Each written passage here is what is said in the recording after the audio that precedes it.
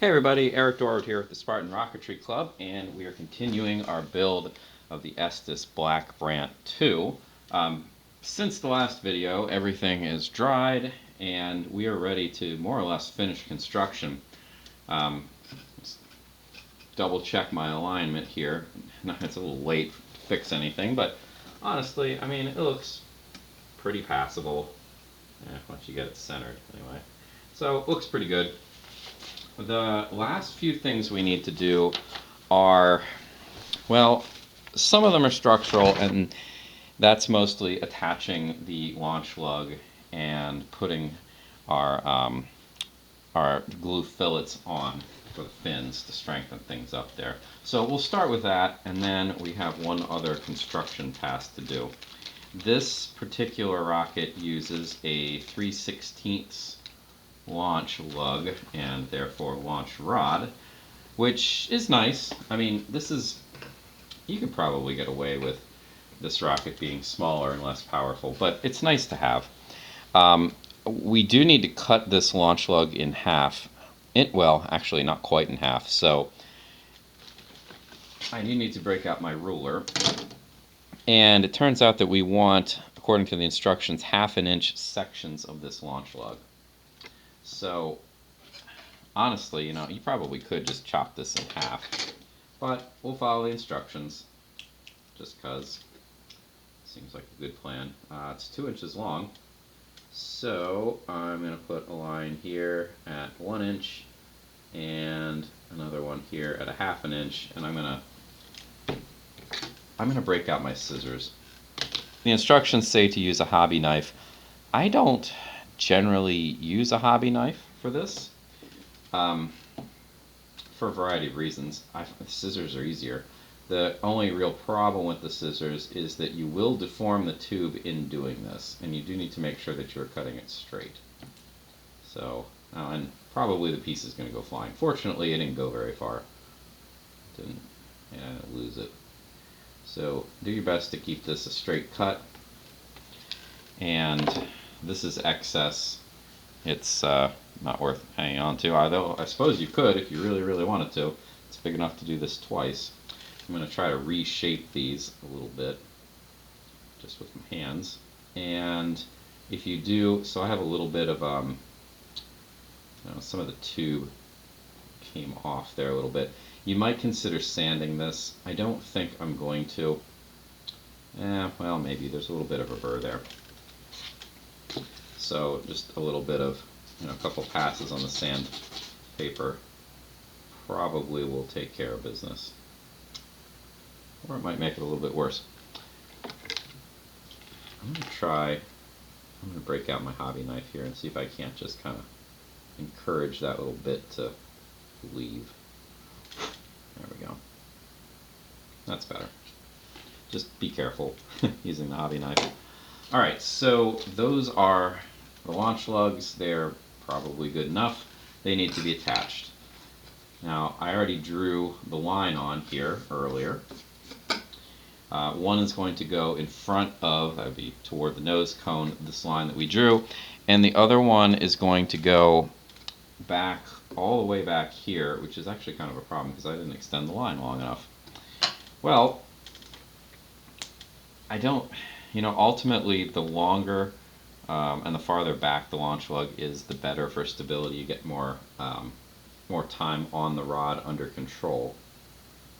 I suspect this rocket probably doesn't need a whole lot of excess time on the launch rod, especially because this thing's designed to use 24mm motors. This thing's going to get moving pretty quickly before it leaves the launch rod, because they've got a good amount of kick to them. I suspect you could probably fly this off of a B6 as well, although I can't, I should probably look at the data on that before you try it. Alright, I'm going to get these on quickly here, and then I'm going to worry about lining them up, because they need to line up internally with each other. That is the downside to using two launch lugs. It does give you more stability, but you do actually need to attach them well. So, you know, if you've attached them and they are not on the line, well, then it kind of defeats the entire purpose. And I am, unfortunately, I probably should have taken the time to extend this line. I thought I actually had extended this the whole way back, but I guess not. I'm centering it off of the transition to the plastic here, so that's at least something to look for. And I'm just going to try to adjust it so that it appears to be in line with the line that I drew, and you know, it's passable right now. The test though is I'm going to look down the barrel. I'm going to look down the barrel and make sure that I can see clearly through both of the lugs, which, you know, looks pretty good. I'm going to try it the other direction too, just to make sure that I don't have any biases into it. It looks pretty straight, so I am reasonably satisfied with that. There's still some deformities. I'm going to have to clean up these launch lugs before I actually fly them. I found I do like the 3/16 rod. It's nice, it's more stable. There are a lot of benefits to using it, but it seems to be a little more snug with the 3/16 lugs. So you don't want to have any paint in the lug. You don't want to have, you know, there are a lot of things you don't want to have in there. So that would include deformities from the lug itself when I cut them out. Alright, so I'm going to carefully avoid them. In fact, I'm going to turn this upside down, ironically, because that's going to be about as shielded as it can get. And I'm going to put a quick set of fillets on this. Now, I'm not going to do the underside. I need to do that later because I want to do here and the two launch lugs. But I'm not going to put a fillet on them while they're still drying. You know, what am I going to do about this? So the fillet isn't going to really attach here. It's not going to bond well, but I'm not trying to bond. You know, I'm not really interested in strengthening this joint all that much. I mean, that is part of the point of a fillet, but the other part is aerodynamics and just to make it look nice. So I am going to put the glue over top of the plastic, even knowing that it's not going to bond in any meaningful manner, but it is going to kind of fill in any gaps that are there. And I'm going to get a smoother transition, which will improve the aerodynamics. Alright, so that should be pretty good. You'll also notice that I tried to avoid the gap in here. I didn't put any glue right there. I'm going to end up smearing glue in there. It seems kind of unavoidable. I guess I can try using my finger to smooth away from the gap. That's an option. Yeah, we can do that. I actually have to smooth back this way because the way I was brushing it, it left a decent sized gap in the glue for whatever reason. I might not have been very consistent like this one. I'm going to have to brush back a little bit because I had it beaded up a bit there. I am dabbing my gluey finger off on a paper towel after I make each little swipe here.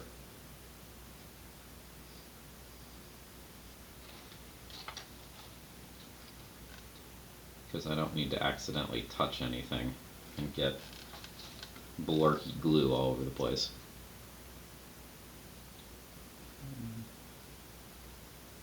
Alright. Yeah, so there is going to be this gap in between there where the plastic transition is, but that's probably a good thing. That'll be fine. Alright, so this is going to go out of the way, it's going to rest, it's going to dry, and like an hour or so I'll flip it over and put fillets on the remaining fin joints and on the launch lug. But in the intervening time, I do have a last stage here of construction to do, and that's dealing with this nose cone. Remember, we added this extra bit right here because there are some decorative little doodads that need to go on here. And by doodads, what I really mean, these things look like toothpicks, or like you're going to put them in a cocktail or something.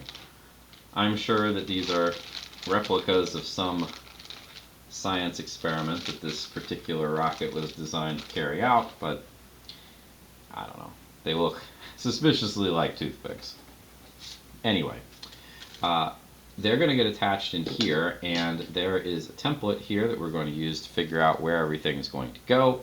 So I do need a little bit of tape. This is going to be attached just like the fin attachment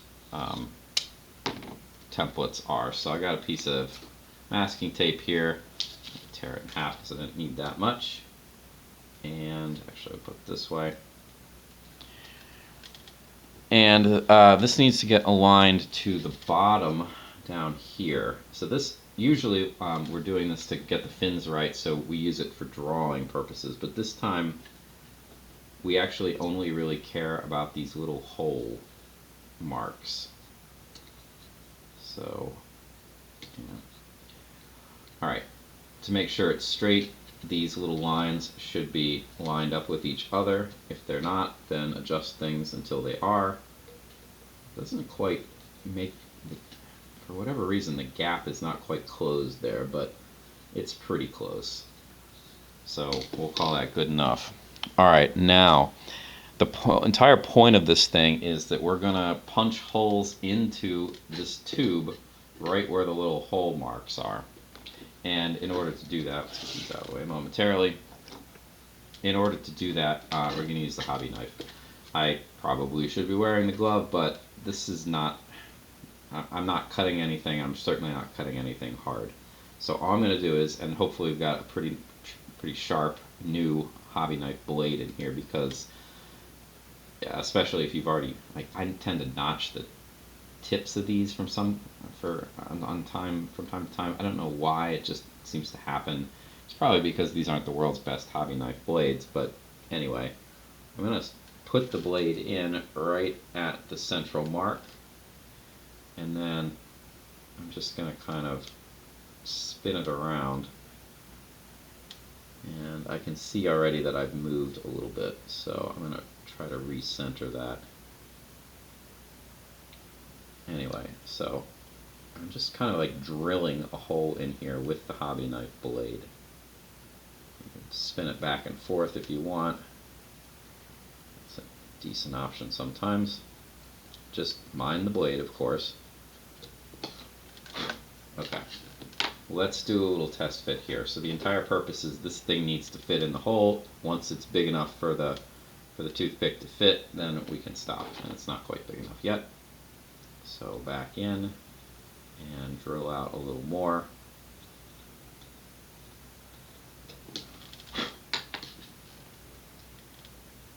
I would say go slowly here because you don't want it to be bigger, like wildly bigger than the hole.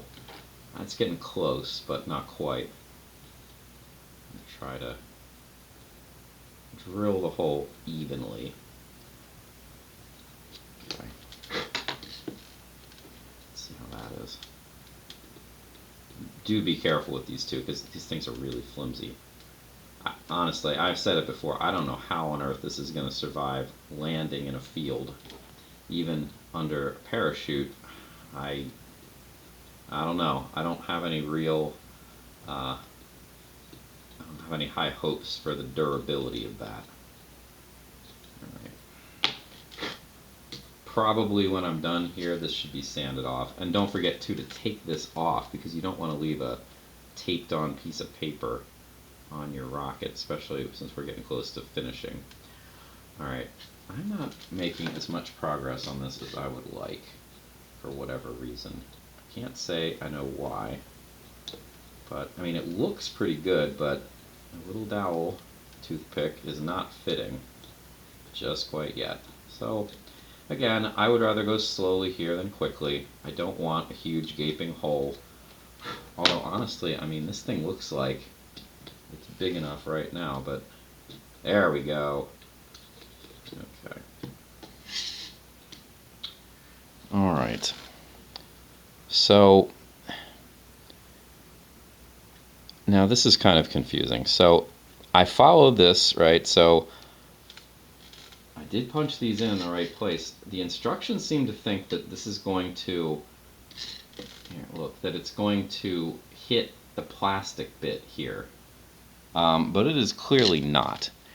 That is interesting and rather annoying, and I'm not entirely sure what to do about that. It is, well, it's just not gonna go where it's supposed to go, I guess. Now I could, try this again, but I've already punched a hole in it, and I guess I'm just gonna have to deal with it. And I can't like angle it far enough so that it would connect to the plastic. So that is kind of a question mark. Anyway, the other thing that I need to do according to the instructions are the toothpick parts are only supposed to be 2 inches long as well. So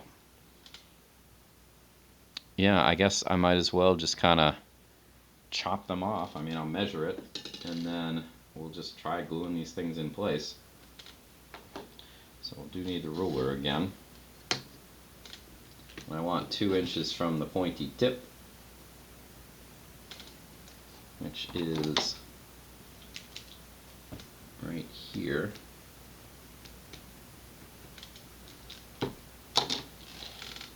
Okay. I guess I'm just going to kind of push them in, and after I chop this bit off. Now, speaking of which, so you could use the hobby knife blade here. I find cutting through any kind of dowel, even if it's a toothpick like this, irritating to do with the hobby knife. So I'm going to go again with the scissors. If you have strong enough scissors, you should be able to cut through it pretty easily. And that's a pretty smooth cut. If it wasn't, break out your sandpaper and sand it off.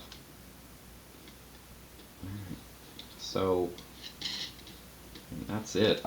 The only thing I can think of is that I could try to get them to come together at a point. Just all 3 of them in here come together at a point, but I don't know. That's going to be difficult to do. I'm surprised, let's say, that they don't end up intersecting with the plastic, the nose cone, the end of the nose cone down here, but okay. I mean, I guess it doesn't have to. So, well, let's glue it. The instructions say that I'm supposed to be using plastic cement here, which, as I assume, because it's supposed to touch the plastic inside, but since it's not, I can probably just get away with a bit of wood glue. So let's do that. The wood glue will at least be easier to use. I'm just going to put, well, actually, you know what? I can't glue this yet because I would be gluing it onto this piece of paper. So, okay, well, while it is a rather uninteresting process, I'm going to continue drilling these holes, and once they're all drilled, then I'll glue everything in, I guess. There's no reason to watch me punch these holes again because it's the exact same process. The only downside is you're not going to get to see me finish the nose cone. But I do need to do that. I guess that'll have to wait for the next video. Alright, so thanks for watching, and I'll see you then.